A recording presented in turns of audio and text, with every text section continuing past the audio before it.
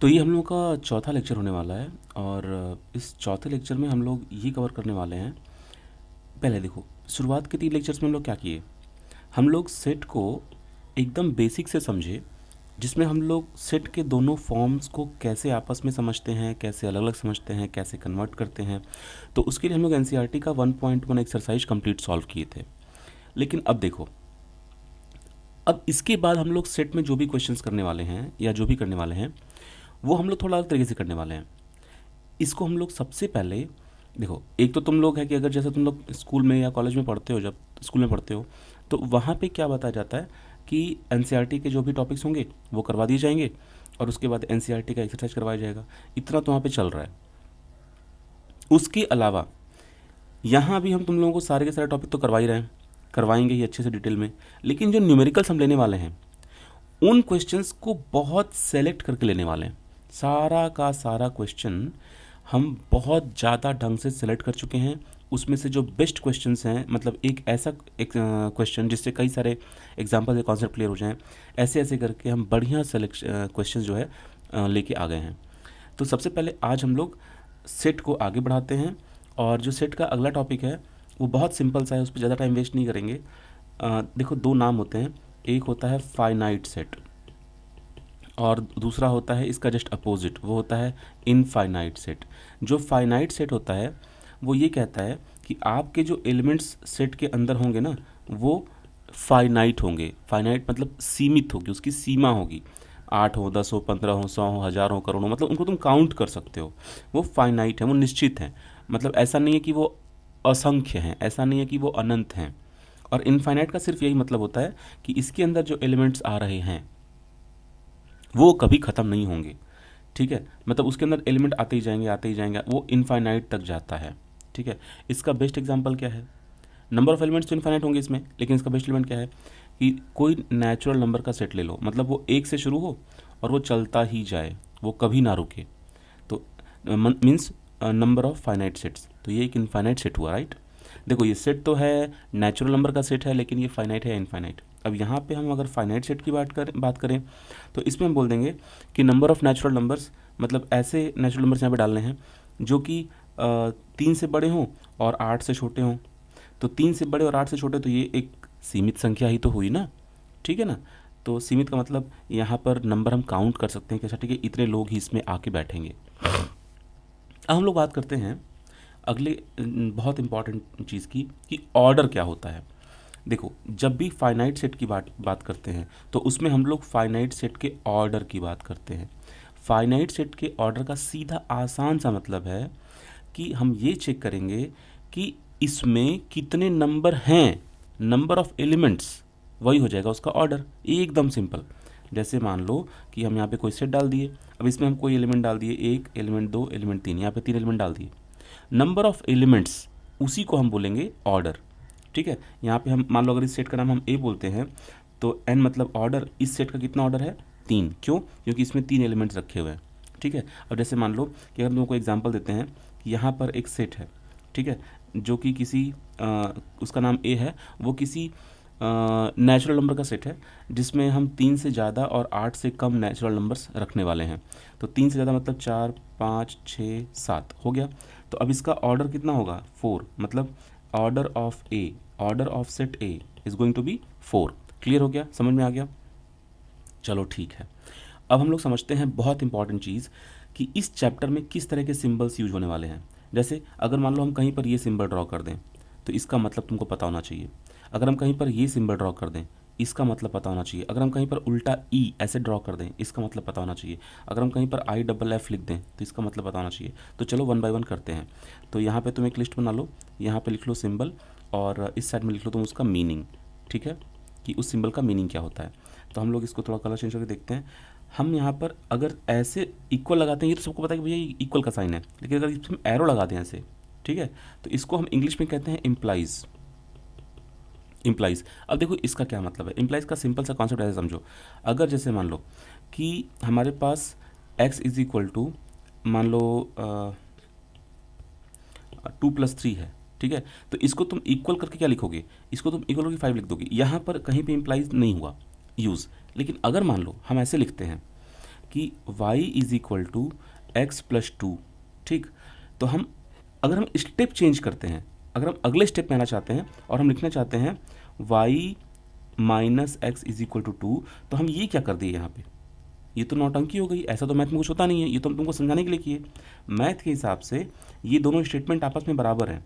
ठीक है, तो हम यहाँ पे एक इम्प्लाइज का साइन डाल देंगे, मतलब वो ये कहता है कि ये दोनों भाई चीज़ आपस में बराबर है। ठीक है, मतलब हम इस चीज़ को यहाँ ना लिख करके, हम इस चीज़ को मान लो यहाँ ना लिख करके यहाँ लिखना चाहते अगर, तो हम बीच में कौन सा साइन डालते, क्या बाद में फिर से बराबर ही डालते, क्या नहीं बराबर नहीं डालते, तो फिर क्या डालते, तो हम वहाँ पे डालते हैं इम्प्लाइज, मतलब ये चीज़ दोनों आपस में बराबर है, ये इम्प्लाइज का ये मतलब होता है।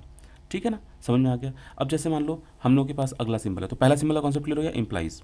ठीक है, एग्जाम्पल में ये लिख लेना, ये पहला सिंबल एग्जाम्पल ये लिख लेना, तो मतलब ये इसका एग्जाम्पल हुआ, ये नहीं एग्जाम्पल है इसका। अब हम लोग चलते हैं दूसरे सिंबल की तरफ, तो हमारा दूसरा सिंबल है ये, ऐसे सी लिख करके बीच में से ऐसे लाइन बना दो। ठीक है, इसको कहते हैं बिलोंग्स टू, इसका मतलब होता है बिलोंग्स टू। इसका ये मतलब है, अब जैसे मान लो कि ये कोई फैमिली है, इस फैमिली में राम, लक्ष्मण, भरत, शत्रुघ्न, ये 4 लोग हैं। ठीक है, अब देखो इस फैमिली में राम, लक्ष्मण, भरत, शत्रुघ्न के अलावा कोई और मेंबर नहीं है। अब मान लो हम किसी और मेंबर को ले आते हैं, रावण।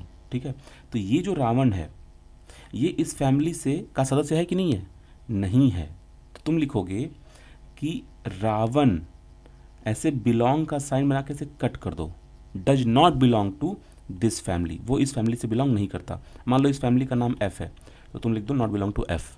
ठीक, अगर मान लो तुमको लिखना है राम, तो राम को तुम लिखोगे कि हाँ राम इस फैमिली से बिलोंग करता है, राम बिलोंग टू एफ।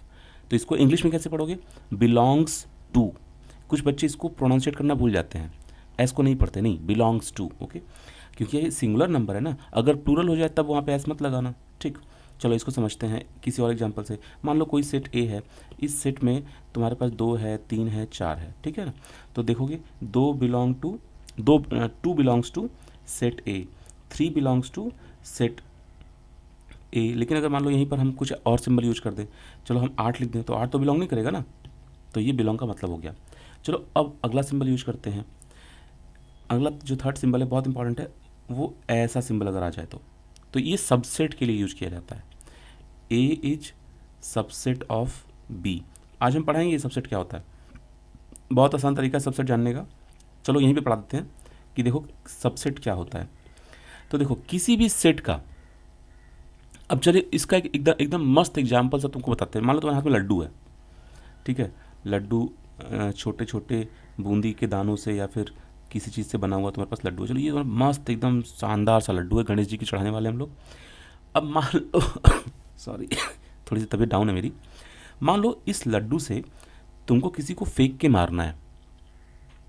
अब लड्डू से मान लो कि साला वो भी कितना लकी होगा इसको तुम, सॉरी साला बोल दिए क्लास में। अगर मान लो कि तुमको इस लड्डू से किसी को फेंक के मारना है, तो तुम जिसको मारने वाले हो वो भी कितना लकी होगा ना, अगर वो लड्डू वो कैच कर लिया उसका दिन ही बन जाएगा। इस लड्डू को इसको फेंक के मारो, तुम्हारे पास कितने सारे ऑप्शन हैं इस लड्डू से इसको मारने के लिए। तुम पूरा का पूरा लड्डू मार सकते हो, तुम थोड़ा लड्डू मार सकते हो, तुम आधा मार सकते हो, तुम तीहा मार सकते हो, तुम 2-4 दाने निकाल के मार सकते हो। ठीक है, जैसे फूल होता है ना फ्लावर, शादियों में गए फ्लावर फ्लावर, तो उसमें क्या होता है, मान लो तुम्हारे हाथ में एक फूल है, तो तुमको दूल्हा दुल्हन के ऊपर फूल फेंकना है। ठीक है, तो तुम पूरा का पूरा फूल फेंक सकते हो, एक सिंगल फूल पूरा फेंक दो, या फिर फूल के टुकड़े कर करके उसकी जो पंखुड़ियाँ हैं उसको फेंको, थोड़ा शो ऑफ करो, है ना ये चीज़। अब मान लो कि तुम्हारे पास कोई सेट दिया हुआ है ए, अब वो सेट है 2 3 4। ठीक, तो अब देखो ये पूरा का पूरा सेट भी तुम कॉपी कर सकते हो 2 3 4, या फिर इसमें से कोई 2-2 एलिमेंट भी ले सकते हो, 2 3 या फिर 3 4 या फिर 2 4, या फिर तुम सिंगल सिंगल एलिमेंट भी ले सकते हो 2 3 4। अब ये सारे के सारे जो सेट बन रहे हैं, ये सारे सेट किस सेट से निकल के आ रहे हैं, ये सारे सेट इस बड़े वाले सेट से निकल के आ रहे हैं, राइट। तो ये सारे के सारे सेट जो हैं वो इस वाले बड़े वाले सेट के सबसेट कहे जाएंगे, और इन सब का नाम चेंज कर दो, इसको कह दो बी, इसको कह दो सी, इसको कह दो डी, इसको कह दो ई, मतलब इस तरीके से तुम इसके नाम दे दो। ठीक, समझ में आ गई बात। ये सारे के सारे जो सेट हैं ये वही लड्डू हैं छोटे छोटे या फिर पूरा का पूरा लड्डू जिससे हम लोग मारा गया है, जिससे हम लोग मारे। एक और चीज़ है, क्या हम लोग एक और सेट मिस कर रहे हैं जो इसका सबसेट हो सकता था? हाँ, मतलब अगर तुम उस लड़के को या लड़की को लड्डू से मारे ही नहीं, ऐसे कंडीशन में एक कंडीशन तो बनती है भाई, राइट? तो यहाँ पर एक सेट आता है जिसको हम लोग कहते हैं NULL, नल सेट कहते हैं। नल सेट का मतलब ये होता है, इसको कुछ लोग वॉइड सेट भी कहते हैं, VOID, इसको कुछ लोग एम्प्टी सेट भी कहते हैं। अब तुम पकड़ लिए होगे इसका क्या मतलब होता है। इसका सीधा सा मतलब है कि आपके पास जो सेट है ना, वो सिर्फ कहने का सेट है भाई साहब, इसमें है कुछ नहीं। ठीक है, मतलब खाली आप भौकाल बनाए कि मेरे पास एक सेट है, लेकिन एक्चुअली इसके अंदर कुछ भी नहीं है। ठीक है, जैसे बहुत सारे, अभी चलो ये बीटेक की क्लास होती तो बस मस्त एग्जांपल देते, लेकिन अब ये 11th की क्लासेस में वो एग्जांपल नहीं दे सकते हम, क्योंकि तुम लोग बच्चे हो। लेकिन एग्जांपल तुम लोग समझ ही होगे हम क्या देने वाले थे। चलो ठीक है, ये हो गया नल सेट। अब देखो, नल सेट एक स्पेशल सेट होता है, ये तो किसी भी सेट से निकल सकता है। ठीक है, तो मतलब हर सेट का एक सबसेट पॉसिबल है जो कि नल सेट होगा। ठीक है, नल सेट के अंदर कुछ नहीं होता, मतलब जब इस सेट से कुछ भी ना निकालो, मतलब कुछ भी ना निकाले, तो भी तो मैथ में कैसे बोलोगे भाई? मैथ में जीरो थोड़ी बोलोगे इस चैप्टर में, मैथ में बोलोगे नल सेट। ठीक है, अब भाई नल सेट सिर्फ कहने के लिए ही है, इसका कुछ मतलब भी हो सकता है। हाँ, इसका मतलब हो सकता है। अब जैसे मान लो कि तुमको धरती पर ऐसे लोगों का कलेक्शन करना है जो लोग, जिनके पास BSc की डिग्री है मैथमेटिक्स में, तो ऐसे लोगों का कलेक्शन पॉसिबल है क्या? हाँ पॉसिबल है, बिल्कुल। तो ये सेट नल सेट हुआ क्या? नहीं, ये नल सेट नहीं हुआ, ये फाइनाइट सेट हुआ। फाइनाइट सेट है, इसमें ऐसे लोगों का। लेकिन मान लो अगर हम तुमसे एक जॉब दे दें कि जाओ भैया, ये लो पैसा, ये लो गाड़ी, और दुनिया भर में घूमो और ऐसे लोगों को खोजो जो अमर हैं, अमर, जिनका नाम अमर नहीं है, जो अमर हैं, इमोर्टल, जो मर नहीं सकते, ज़िंदगी भर पैदा, द्वापर त्रेता मतलब कलयुग, हर जगह वो रहेंगे ही रहेंगे। ठीक है, तो ऐसे लोगों का सेट पॉसिबल नहीं है मैथ के हिसाब से। ठीक, लेकिन अब मैथमेटिकली ऐसे लोगों को डिफाइन कैसे करेंगे ऐसे सेट को? तो हम बोल देंगे भाई नल सेट है ये। ठीक है, एकदम सिंपल। अब आ जाओ तुम, इसका कुछ और मैथमेटिकल एग्जाम्पल ले लेते हैं। मान लो मेरे पास एक ऐसा सेट है जिसको हम नल सेट का सिंबल फाई देते हैं, ध्यान रखना, जो कि हम उसको डिफाइन कर रहे हैं एक्स से, और हम यहाँ पे ये बोल रहे हैं कि एक्स एक इंटीजर है। चलो बोल देते हैं कि एक्स कोई इंटीजर है, ये जो एक्स यहाँ पे डाल रहे हैं, लेकिन वो एक ऐसा इंटीजर है कि x is equal to x plus 5। हम सेट बिल्डर फॉर्म में इसको बता दिए। यार ये तो पॉसिबल ही नहीं है ना कि जो इंटीजर है वो अपने आप से ही उसको तुम 5 बड़ा करवा दे रहे हो। ऐसा कैसे? ये तो गलत इक्वेशन है, एक्स एक्स कट जाएगा यहाँ पे। यहाँ पे तुम ये भले लिख सकते थे कि x इज इक्वल टू, अब यहाँ पे जो नंबर डालने वाले हो, ठीक है, वो दोनों अलग अलग होने चाहिए, तब जाकर के इन दोनों को करने पर x एक सेपरेट नंबर मिले। यही वेरिएबल यहाँ भी है, यहाँ भी कट जाएगा, दोनों तो कुछ बना ही नहीं। ठीक है, तो अब हम लोग लेते हैं हमारा तो ऐसे कंडीशन में देखो, ये जो यहाँ पे छोटे छोटे सेट हम लोग बनाए थे ना, तो ये जो C है वो, ये जो छोटा सा सेट है, ये सबसेट है किसका? A का। तो तुम लिखो C सबसेट A, मतलब C जो है वो A का सबसेट है। तो इसको इंग्लिश में कैसे लिखोगे? C is subset of A, simple. अब ये जो 2 है इसका कोई नाम दे दो, मान लो इसका नाम हो गया तुम्हारा D, तो D, तो फिर तुम लिखो D is subset of A। Okay, subset का सिंबल ऐसे लिखते हैं, जल्दी जल्दी में मतलब हैंड राइटिंग के चक्कर में कुछ बच्चे इसको C लिख के छोड़ देते हैं, तो इसको फ्लैट लिखो, थोड़ा सा ऐसे लिखो, ठीक है, तो और सुंदर लगेगा। अब हम लोग अगले इस पे आते हैं, बहुत इंपॉर्टेंट है। इक्वल का साइन मारो, ये एक तरफ की है, तो ऐसे में तो हम लोग इसको बोल दिए इम्प्लाइज, लेकिन अगर दोनों साइड लगा दिए तब, अगर दोनों साइड लगा दिए तो लिखोगे A is subset of B। A is, sorry वो तो हम गलत बोल दिए। तुमको ये जब दोनों साइड ये एरो लग जाता है तो इसको पढ़ते हैं implies and is implied by, implies and is implied by. अब जैसे मान लो इसको समझना है कि हम, इसका ये मतलब है कि हम इधर से इधर भी जा सकते हैं और इधर से इधर भी जा सकते हैं। जैसे मान लो कि अगर तुम कोई मैथ का इक्वेशन सॉल्व कर रहे हो, y is equal to x plus 2, तो इसमें अब तुम जब नीचे आ रहे थे तो तुम लिखे थे y minus x is equal to 2, तो यहाँ पर हम तुमसे बोले थे ये इम्प्लाइज लगा देना। लेकिन ये implies and is implied by ये कब लगाते हैं? जब तुम इस साइड से इस साइड भी आना चाहो और उसी स्टेटमेंट में तुम इस साइड से इस साइड भी आना चाहो।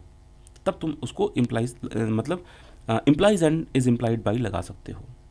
ठीक है, अब देखो यहाँ पर कुछ लोग ऐसे एस टी डॉट ऐसे लिख देते हैं, कई बार कुछ लोग ऐसे ऐसे लिख देते हैं I dot E dot. I dot E dot का मतलब होता है दैट इज़। ठीक है, मतलब कि जिसका मतलब, इसको हिंदी में बोलते हैं जिसका मतलब ये है। सच दैट का भी लगभग लगभग सेम मतलब होता है। सच दैट का मतलब कि ये चीज़ इस प्रकार है कि, ठीक है, जैसे एक्स है, अब उसके बाद हमको लिखना है कि एक्स कोई इंटीजर है, तो हम लिखेंगे कि x such that x is integer. ठीक है, तो यहाँ पे हम एस डॉट टी डॉट लगा देंगे। कुछ लोग उसको ऐसे डबल डॉट भी सच दैट बोल देते हैं। अब यहाँ पर जो उल्टा ए लिखा होता है उसको बोलते हैं फॉर एवरी। फॉर एवरी एक अलग सिंबल है। ठीक है, इसका मतलब जैसे मान लो एग्जांपल समझते हैं, अगर हमारा x is equal to y plus two है, हमको यहाँ पे इस एग्जांपल को सेट करवाना है, तो हम ये बोलेंगे कि ये जो x है, x इज़, चलो हम इसको स्क्वायर कर देते हैं, अब ज़्यादा बेटर है, x is positive for every y। मतलब y की हर वैल्यू की, चाहे तुम इसका कोई भी वैल्यू यहाँ पे रखो, x पॉजिटिव ही आएगा। ठीक है, for every y not is equal to zero कर दोगे तो और बेटर है। मतलब y अगर जीरो कर दोगे, मतलब कहने का मतलब ये है कि यहाँ पर तुम, हम y को जीरो क्यों करवाए, स्टेटमेंट को बढ़ाने के लिए। कुछ भी स्टेटमेंट तुम लगाओ, उसका सेंस ये बनना चाहिए कि यहाँ पर जो x पॉजिटिव हो रहा है वो y के हर इस तरह के वैल्यूज़ के लिए हो रहा है। मतलब ये चूक अपने से लगा सकते हो, सवाल कैसा बन रहा है वो लगा दोगे उसके हिसाब से।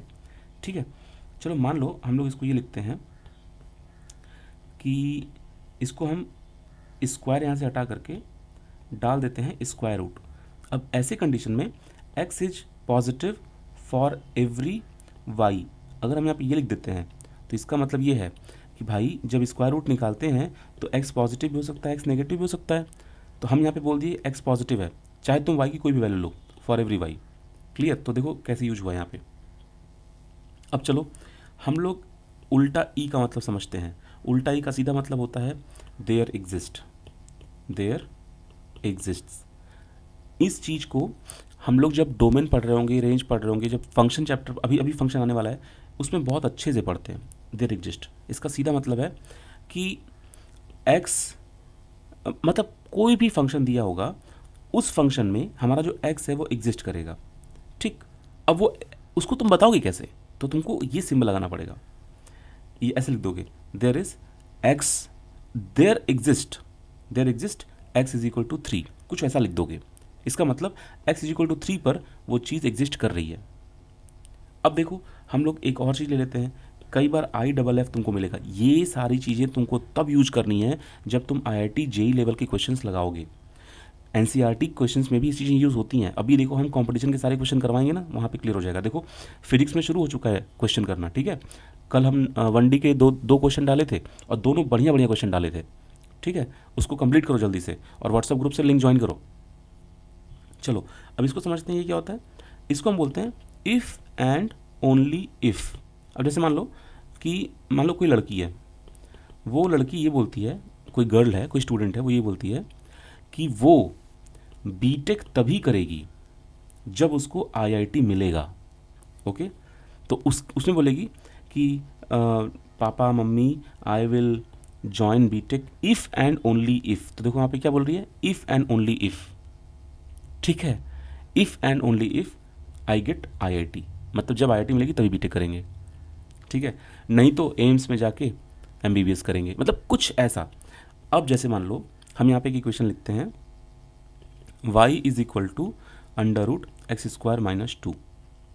ओके, तो यहाँ जो y है, y एग्जिस्ट करेगा तभी ना जब ये अंदर का चीज़ पॉजिटिव होगा, नहीं तो फिर स्क्वायर रूट नेगेटिव हो जाएगा, कैसे निकलेगा, नहीं निकल पाएगा ना।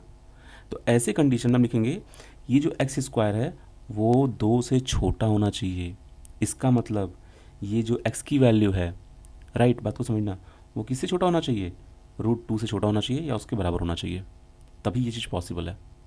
ठीक, ताकि स्क्वायर करोगे तो ये कम कितना भी बढ़े लेकिन 2 से ना बढ़े, क्योंकि नेगेटिव हो जाएगा। तो उस कंडीशन में तुम लिखोगे कि x exist I double F, मतलब इफ़ एंड ओनली इफ़, क्योंकि यहाँ पे देखो अब इसका ट्रिक क्या है कि इफ़ 2 बार आता है, इसलिए एक बार आई पूरा लिख करके दूसरी बार एफ आधा लिख देते हैं, सिर्फ आधा एफ लिख के छोड़ देते हैं। और एंड को तुम लोग जन पे करते हो, ठीक है। और उसके बाद अगर कुछ और जैसे होते हैं कि कैपिटल आई का क्या मतलब होता है कि इंटीजर, कैपिटल आर का मतलब होता है रियल नंबर। रियल नंबर का क्या मतलब होता है कि भाई वो पूरा का पूरा नंबर, जो चीज़ पॉसिबल है लाइन नंबर पे, जीरो से लेके माइनस इनफाइनाइट और इनफाइनाइट, ये पूरा जो भी नंबर पॉसिबल है तुम यहाँ से कुछ भी उठा लो, मतलब कुछ भी, -2/3 उठा लो, -0.9 उठा लो, -1000 उठा लो, ठीक है, या जीरो उठा लो, कुछ भी उठा लो, 1 उठा लो, 2 उठा लो, कुछ भी उठा लो, पाई उठा लो, ई उठा लो, ये सब के सब नंबर हैं, ये रियल नंबर हैं, ठीक।